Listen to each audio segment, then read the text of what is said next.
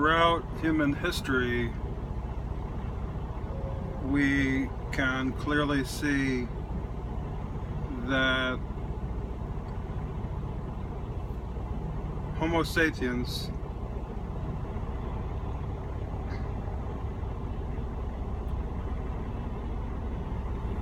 has gradually become more conscious. There's no denying that it's commonly accepted that Homo sapiens is the only species that is aware of death.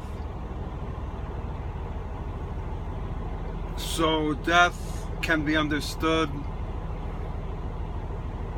as the origin or the foundation of all fears. Two basic categories: non-being and non-having. Non-being and not having enough. Not being and good enough or not having enough.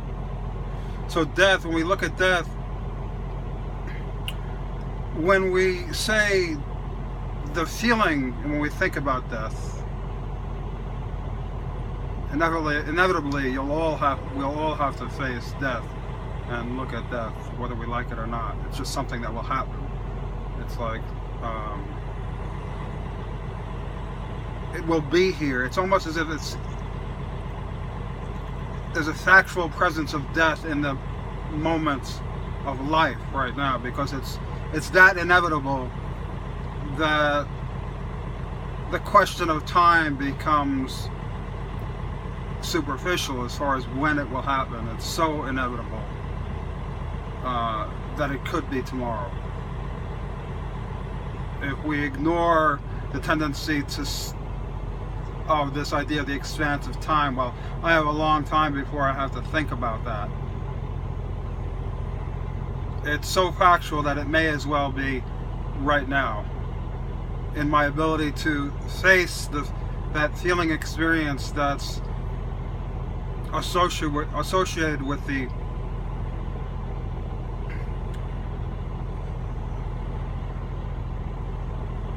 inexorable fact of death. So when I look at death,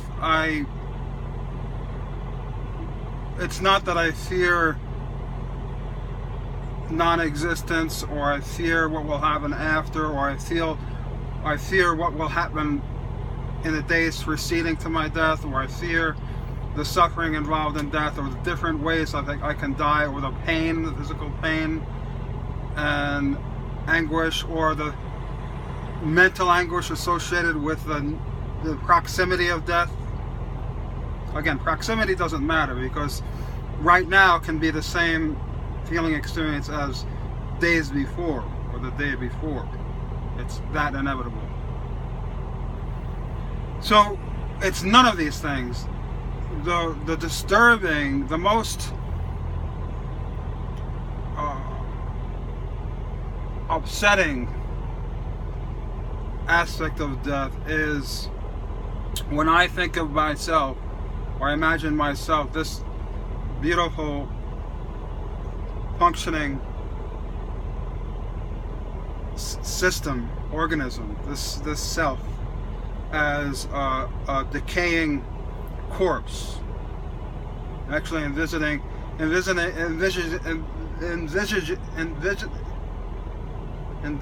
this body beginning to decay and the body cavity opening, and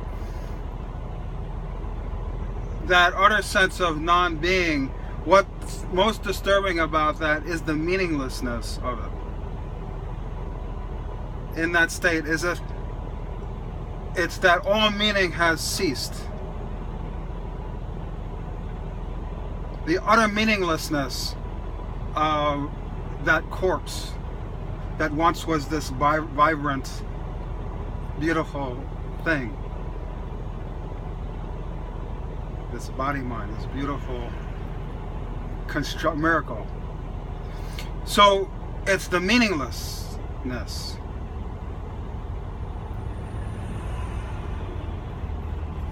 of the end of the self and just the corpse remaining there.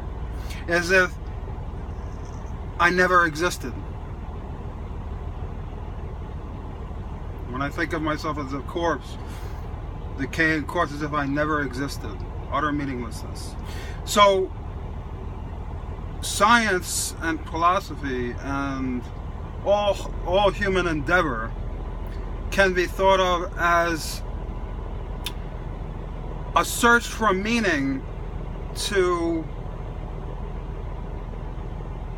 understand the meaninglessness of death.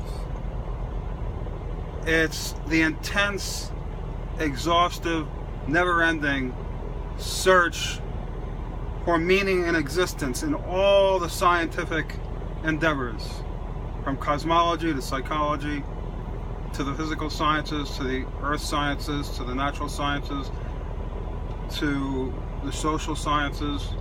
All have been a search for meaning in response to the utter meaninglessness of this as a corpse, a decaying corpse. So, the ultimate human endeavor, then, once our basic needs are met, our hierarchy of needs are met, security, shelter, food, comfort, once those are met, and they are met for all of us, generally speaking, there's a choice to participate, to recognize my mortality, and this will be a meaningless, decaying body of chemicals returning to the earth. To recognize that and to be part of this search, this human effort, search for meaning, to create meaning in this lifetime. So, or to distract myself with meaningless trivia and superficiality in the form of everything that culture and society has provided us, beginning with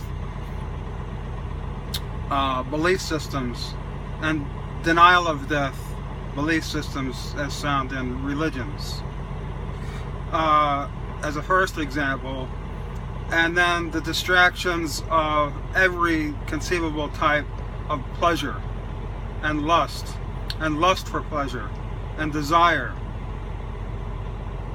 These are all the animal strivings to be, to enjoy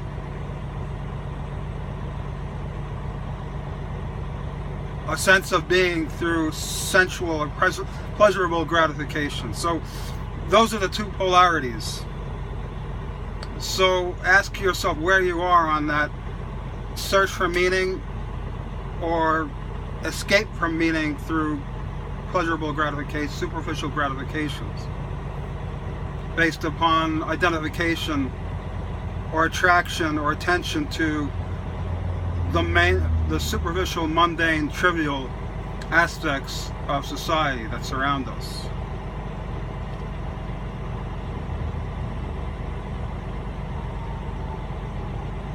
Sports, entertainment,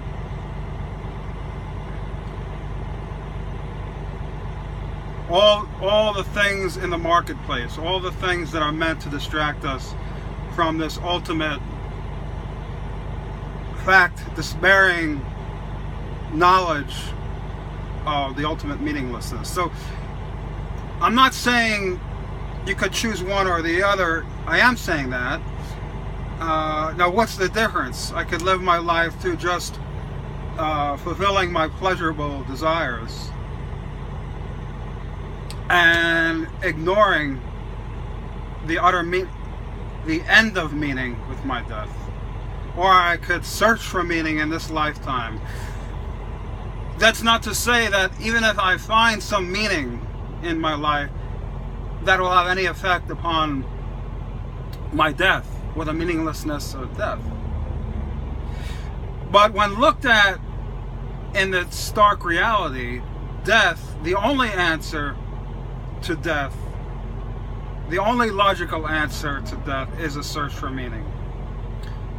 The illogical or rational answer to death is hiding from that knowledge through self-gratification, through following what society provides for us in the form of entertainment and distraction and lusts and overindulging and all the distractions of games and sports and politics. All this is meaningless. Now, if you entered into the other realm, so this is an escape on the one hand, the trivia and superficiality of culture. If you enter into the realm of the search for meaning and you participate in this process of discovery, the fundamental essence of what it is to be right now while I'm alive, if you participate in that research, that effort, that scientific, that glorious, wonderful movement for knowledge, it won't help you in the end. It won't help you. It won't change the fact that you'll enter in, that there will be complete meaninglessness in the corpse of the decaying body, and that your life will have meant nothing. But there's a virtue in being part of that search, in that exploration of knowing, of being and knowing together, joined and linked, yoked together. That being and knowing are one. There's a tremendous reward in that, and the reward comes from the fact, the absolute stark acknowledgement of the meaninglessness of death generates in this regard an undeniable explosion of the joy of being alive, the joy of this blue sky, the joy of this earth and the horizon and the greens and the colors that are around me right now.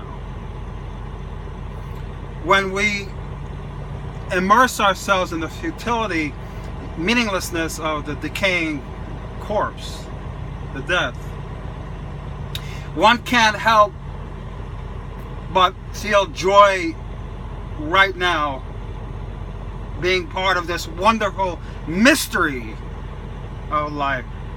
The mystery of life. So if I'm part of that process of discovery of myself in the world, this being in the world, being and knowing in the world, I'm part of the mystery. I'm part of the unraveling. It will go on no matter, just as sure as death comes. This search for meaning will continue with or without you. My suggestion that is to disassociate yourself from, disregard and cast away the tendency to distract yourself from your ultimate, the meaninglessness of death, through superficial pleasurable gratifications, and start to be part of this exploration into the mystery. And this, at the very least, will determine not only the quality of your life and well-being in life, but the way you face your death in the last days. Whether with dignity or with terror and regret.